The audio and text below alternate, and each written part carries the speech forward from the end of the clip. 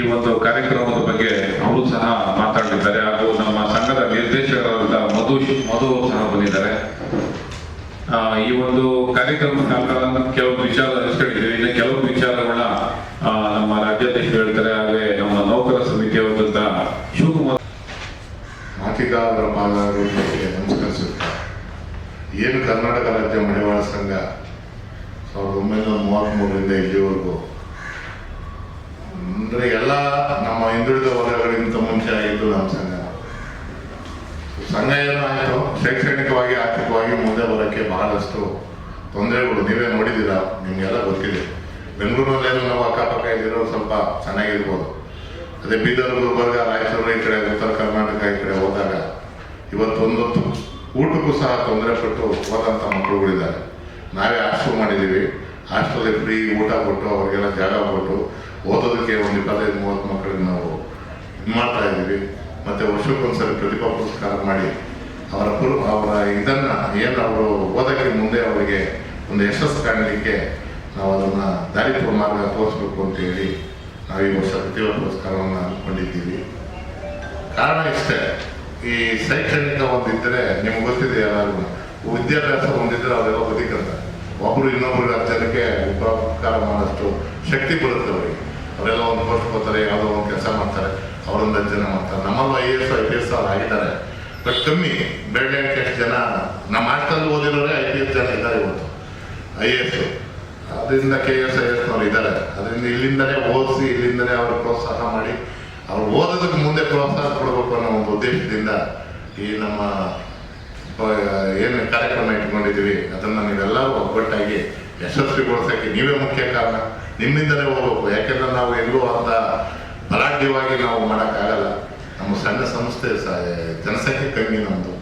So ಅದರಿಂದ ಪತ್ರಿಕಾ ಮಾಧ್ಯಮದಲ್ಲಿ ಮತ್ತೊಮ್ಮೆ ವಿನಂತಿ ಮಾಡ್ಕೊಳ್ತಾ ಈ ಪ್ರತಿಭಾ ಪುರಸ್ಕಾರಕ್ಕೆ ನಮಗೊಂದು ಪ್ರೋತ್ಸಾಹ ನೀಡಿ ನೀವು ಪ್ರಚಾರ ಕೊಟ್ಟು ಜಾಸ್ತಿ ಜನ ಬಂದು ನಮ್ಮಲ್ಲಿ ನಾವು ಅದನ್ನು ಪ್ರಯತ್ನ ಪಟ್ಟು ಕಷ್ಟಪಟ್ಟು ಇವಾಗ ಏನು ಮಾಡ್ತಾ ಇದ್ದೀವಿ ಅಂತ ಫಿಕ್ಸ್ ಮಾಡ್ತಾ ಇದ್ದೀವಿ. ಅದನ್ನು ಎಲ್ಲ ರೀತಿ 1,000 ಜನ ಬಂದರೂ 1,000 ಜನಕ್ಕೂ ಕೊಡ್ತೀವಿ, 1,000 ಜನ ಬಂದರೂ 1,000 ಜನಕ್ಕೂ ಕೊಡ್ತೀವಿ. ಯಾವ ಇಲ್ಲ ಅಂತ ಹೇಳಕ್ಕಾಗಲ್ಲ. SSLC 70% ಕಟ್ ಆಫ್ ಮಾಡಿದ್ದೀವಿ. ಯಾಕೆಂದ್ರೆ ಸರ್ ರಿಸಲ್ಟ್ ಕಮ್ಮಿ SSLC. ಅದರಿಂದ SSLC ಕಮ್ಮಿ ಮಾಡಿ PUC ಜಾಸ್ತಿ ಇದೆ, 90% ಕಳಿಸಿದ್ವಿ. ಹೋದ ಸರ್ 80% ಇದೆ SSLC. ಈ ಸರಿ 70% ಮಾಡಿದ್ವಿ. ಬರ್ಲಿಕ್ಕೆ ಬಂದವ್ರಿಗೆ ಅವ್ರಿಗೆ ಅನುಕೂಲತೆ ಏನು ಬೇಕೋ ಅದನ್ನು ಮಾಡಿ ಸಹಾಯ ಮಾಡೋಣ ಅಂತ ಈ ಕಾರ್ಯಕ್ರಮವನ್ನು ಹಮ್ಮಿಕೊಂಡಿದ್ದೀವಿ. ಇನ್ನೇನು ಅಧ್ಯಕ್ಷರು ಬರಬೇಕಾಗಿತ್ತು, ಬಂದು ಅಂತ ಅನಿಸುತ್ತೆ. ಈ ದಿವಸ ನಾವು ಪತ್ರಿಕಾಗೋಷ್ಠಿಯನ್ನ ಏನು ಯಾಕೆ ಮಾಡ್ತಾ ಇದ್ದೀವಿ ಅಂತಂದರೆ ಪ್ರತಿಭಾ ಪುರಸ್ಕಾರ ಏನು ನಮ್ಮ ಜನಾಂಗದ ಏನು SSLC ಮತ್ತು PUCಲಿ ಅತಿ ಹೆಚ್ಚು ತನಕ ಗಳಿಸಿರೋಂಥವ್ರಿಗೆ ಪ್ರೋತ್ಸಾಹ ಮಾಡೋದಕ್ಕೋಸ್ಕರ ನಾವು ಒಂದು ಪ್ರತಿಭಾ ಪುರಸ್ಕಾರ ಮಾಡ್ತಾ ಇದ್ದೀವಿ. ಅದನ್ನು ಈಗ ಮಾಡಿದ್ದು ಏನಕ್ಕೆ ಅಂತ ನಮಗೆ ಈಗ ಸರ್ಕಾರ ಒಂದು ವರದಿ ಮಾಡಿದೆ.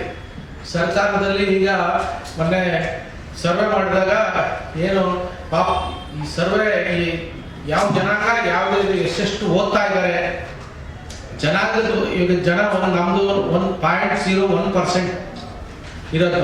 ನಮ್ಮ ಜನಾಂಗಕ್ಕೆ ನಾವು ಜನಾಂಗದಲ್ಲಿ ಎಷ್ಟು % ಓದ್ತಾ ಇದ್ದಾರೆ ಅನ್ನೋದು ಮಾಡಿದ್ರು. ಅದು ನೋಡಿದ್ರೆ ನಮಗೆ ಅತಿ ಶೋಕೆ ಆಗ್ತಾ ಇದೆ. ನಮಗೆ ಅಷ್ಟೊಂದು ನಮ್ಮವರು ಓದೋದಕ್ಕೆ ತುಂಬ ಮುಂದೆ ಬರ್ತಾ ಇದ್ದಾರೆ. ನಮ್ಮವರು ಹಾಗೆ ಪ್ರೋತ್ಸಾಹ ಮಾಡ್ತಾ ಇದ್ದಾರೆ. ನಾವು 11 ವರ್ಷದಿಂದ ಪ್ರತಿಭಾ ಪುರಸ್ಕಾರ ಮಾಡಿಕೊಂಡು ಎಲ್ಲರಿಗೂ ಮಾಡಿರೋದಕ್ಕೋಸ್ಕರ ಈಗ IAS ಆಗಿದ್ದಾರೆ. ಇಲ್ಲ ಮೊನ್ನೆ ನಮ್ಮದು ಒಬ್ಬರು ಫಸ್ಟ್ ಒಬ್ಬರು ಆಗಿದ್ರು. ಮೊನ್ನೆ ಒಂದು ಮಹೇಶ್ ಮಡಿವಾಳ ಅಂತ ಬಿಜಾಪುರದಲ್ಲಿ IAS ಆಗಿದ್ದಾರೆ.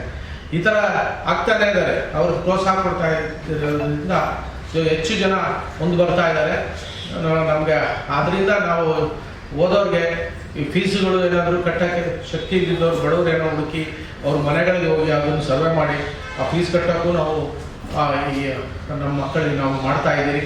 ಈ ಪ್ರತಿಭಾ ಪುರಸ್ಕಾರದಲ್ಲಿ ಅತಿ ಹೆಚ್ಚು ಅಂಕ ಗಳಿಸಿದವ್ರಿಗೆ ಒಂದು ಈಗ ನಮ್ಮ ಸೆಕ್ರೆಟರಿ ಅವ್ರು ಮಾತಾಡಿ ಹೇಳಿದ್ದಾರೆ. ಆ ಥರ ಏನು ಕ್ಯಾಶು, ಒಂದು ಮೆಡ್ಲು ಮತ್ತು ಮೂಮೆಂಟು ಎಲ್ಲ ಕೊಟ್ಟು ಅವರಿಗೆ ನಾವೇನು ಕೊಡೋದೇನು ಲೆಕ್ಕ ಇಲ್ಲ. ಅವ್ರೇನು ಕೇಳ್ತಾರೆ ಕೆಲವರೆಲ್ಲ, ಸರ್ ನಮಗೆ ಅದು ದುಡ್ಡು ಅದೆಲ್ಲ ಬೇಡ, ನಮಗೆ ಒಂದು ಸ್ಟೇಜಲ್ಲಿ ನಮ್ಮ ಮಕ್ಕಳು ಕರ್ಕೊಂಡಿರೋದಕ್ಕೆ ನೀವು ಗುರುಸ್ತೀರಾ, ಅದೇ ನಮಗೆ ಸ್ಫೂರ್ತಿ, ನಮ್ಗೆ ತುಂಬ ಖುಷಿ ಆಗುತ್ತೆ ಸರ್ ಅಂತ ಪೋಷಕರು ಹೇಳ್ತಾರೆ. ಹಂಗಾಗಿ ನಾವು ಸುಮಾರು 8 ರಿಂದ 10 ಲಕ್ಷ ಖರ್ಚು ಮಾಡಿ ಅದನ್ನು ಪ್ರತಿಭಾ ಪುರಸ್ಕಾರ ಮಾಡ್ತಾ ಇದ್ದೀವಿ.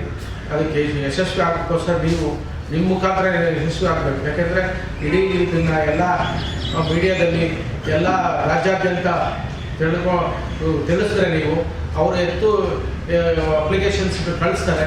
ಕಳಿಸಿದ ಪ್ರಕಾರ ನಾವು ಅದನ್ನು ಏನು ನಮ್ಮ ಶಿವಕುಮಾರ್ ಈ ಉದ್ದೇಶದಿಂದ ನಾವು ಶೈಕ್ಷಣಿಕವಾಗಿ, ರಾಜಕೀಯವಾಗಿ, ಆರ್ಥಿಕವಾಗಿ ಬಹಳ ಹಿಂದುಳಿದಿದ್ದೇವೆ. ನಮ್ಮ ಮಕ್ಕಳು ಯಾಕೆಂದರೆ SLC PUC ಎರಡರಲ್ಲಿ ಒಳ್ಳೆ ಮಾರ್ಕ್ಸ್ ತಗೊಂಡು 70% ಮತ್ತು 90% ಅತಿ ಹೆಚ್ಚು ಅಂಕ ಪಡೆದು ಉತ್ತೀರ್ಣನಾಗಿರುವಂಥ ಮಕ್ಕಳನ್ನ ಕರೆದು ಪ್ರತಿಭಾವಂತ ಮಕ್ಕಳನ್ನ ಕರೆದು ಪ್ರೋತ್ಸಾಹ ಮಾಡುವಂಥ ಕಾರ್ಯಕ್ರಮನ ನಮ್ಮ ಕರ್ನಾಟಕ ರಾಜ್ಯ ಮಡಿವಾಳ ಸಂಘ ಪ್ರತಿ ವರ್ಷ ಮಾಡ್ಕೊಂಡು ಬರ್ತಿದೆ. ಈ ಸಾಲಿನ ಸಹ ಮಾಡ್ತಾ ಇದ್ದೇವೆ. ಬೆಂಗಳೂರಿನಲ್ಲೇ ಕಾರ್ಯಕ್ರಮ ಆಯೋಜಿಸುತ್ತೇವೆ. ಈ ಒಂದು ಕಾರ್ಯಕ್ರಮನ ರಾಜ್ಯಾದ್ಯಂತ, ಏಕೆಂದ್ರೆ ನೀವಿಲ್ಲ ಅಂದ್ರೆ ಈ ಒಂದು ಕಾರ್ಯಕ್ರಮ ಯಶಸ್ವಿ ಆಗೋಕ್ಕೆ ಸಾಧ್ಯತೆ ಇಲ್ಲ.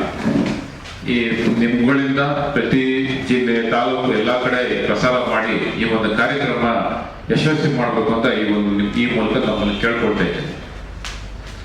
ಹಾಗೆ ಎಷ್ಟು ಜನ ಈಗ ಸ್ಟೂಡೆಂಟ್ ನಿಮ್ಮ ಹತ್ರ ಇದೆ? ಎಷ್ಟು ಅರ್ಹದ ಅಷ್ಟು ಪೂರ. ಸರ್, ಈಗ ನಾವು ಕಳೆದ ವರ್ಷ 500 ಮಕ್ಕಳಿಗೆ ನಾವು 490 ಮಕ್ಕಳಿಗೆ ನಾವು ಕೊಟ್ಟಿದ್ದೆವು. ಯಾವ ಕ್ಲಾಸಿಂದ ಯಾವ ಕ್ಲಾಸ್ವರೆಗೆ? ಸರ್, ಇದು SLC ಮತ್ತೆ PUC ಎರಡಿಗೆ ಸರ್. ಇಷ್ಟು ಅಂಕ ತೆಗಿಬೇಕಂತ ಹೇಳಿ ನಿಗದಿ ಇದೆ ಸರ್. SLCಗೆ ಈ ವರ್ಷ ಏನು ನಮ್ಮ ಮಾಸ್ಟರ್ ಹೇಳಿರೋ ವರದಿ ಪ್ರಕಾರ ಬಹಳ ಕಮ್ಮಿ ಆಗಿದೆ. ಯಾಕೆಂದ್ರೆ ಪರ್ಸೆಂಟೇಜ್ ಕಮ್ಮಿ. ಆ ಒಂದು ಉದ್ದೇಶದಿಂದ 70%ಗೆ ನಾವು ನಿಗದಿ ಮಾಡಿದ್ದೇವೆ. ಸೆಕೆಂಡ್ ಇಯರ್ PUCಗೆ 90% ನಿಗದಿ ಮಾಡಿದ್ದೇವೆ. PUC ಜಾಸ್ತಿ ಮಾಡಿದೆ. PUC ಜಾಸ್ತಿ ಮಾಡಿದೆ. ಪರ್ಸೆಂಟೇಜ್ ಜಾಸ್ತಿ ಇದೆ. ರಾಜ್ಯಾದ್ಯಂತ ಬರ್ತಾರೆ ನಮ್ಮ ಮಕ್ಕಳು. ನಮ್ಮ ನಾವು ನಮ್ಮ ಸಂಘ 1933 ಇಸ್ವಿ ಸಂಘ ನಾವು ಒಳ್ಳೆ ಹೆಸರಿದೆ. ಹಾಗಾಗಿ ನಾವು ಪ್ರಚಾರ ನಿಮ್ಮ ಮೂಲಕ ಪ್ರಚಾರ ಮಾಡಿದ್ರೆ, ಯಾಕಂದ್ರೆ ಕಳೆದ ವರ್ಷ ಇದೇ ಸೇಮ್ ಮಾಡ್ಕೋ 500 ಮಕ್ಕಳು ಬಂದಿದ್ರು. ಪ್ರತಿಯೊಬ್ಬರಿಗೂ ಸಹ ಅವ್ರದೇ ಆದಂತಹ ಅಂಕಗಳ ಮೇಲೆ ಆಧಾರದ ಮೇಲೆ ಎಲ್ಲರಿಗೂ ಸನ್ಮಾನ ಆಗಲಿ, ಒಂದು ನಮ್ಮ ಕಡೆಯಿಂದ ಧನ ಸಹಾಯ ಆಗಲಿ, ಎಲ್ಲರೂ ಸಹ ನಾವು ಮಾಡಿದ್ದೇವೆ.